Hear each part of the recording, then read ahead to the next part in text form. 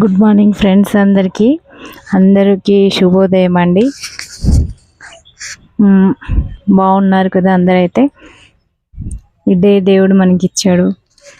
ఈ డే అంతా దేవుడు క్షేమంగా చూడాలని కోరుకుందాం ఫ్రెండ్స్. ఈ దినము దేవుని వాగ్దానం చదువుకుందాము.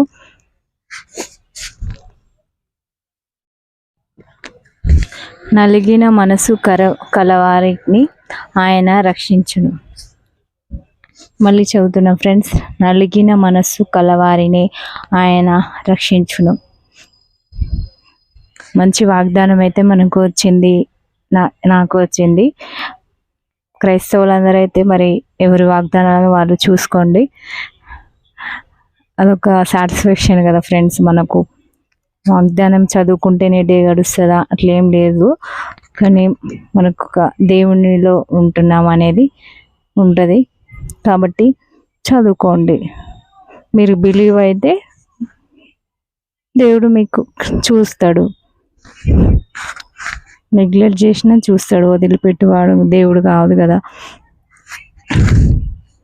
ఇదే ఎంత మరి అందరము ప్రతి టాస్క్ని ఎదుర్కోవడానికి రెడీ అవుదాము.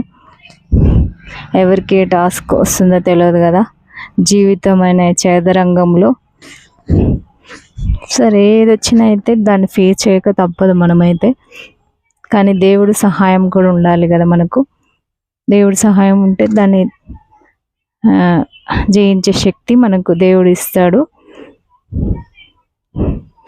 అందరైతే ఆరోగ్యంగా ఉండాలి. ప్రపంచంలో ఎక్కడ ఏమి సంభవించకూడదు అనేసి కోరుకుందాము మనం మనస్ఫూర్తిగా. క్రైస్తవులము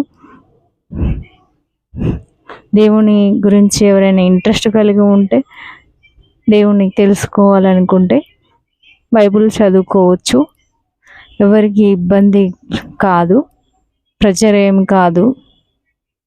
దేవుని గురించి నమ్మిక కలిగి బిలీవ్ అయి ఉంటే తెలుసుకోండి. తెలుసుకుంటే మంచిదే కదా. అక్కడ రాసి ఉన్న మనం పురాతన కాలంలో జరిగినవన్నీ తెలుసుకుంటాం. మరి దేవుని గురించి తెలుసుకోవడం మంచిదే కదా ఫ్రెండ్స్ మనకు. సరే అండి, బాయ్ ఫ్రెండ్స్. డే అంతా హ్యాపీగా ఉండాలని కోరుకుందాం. Bye bye friends.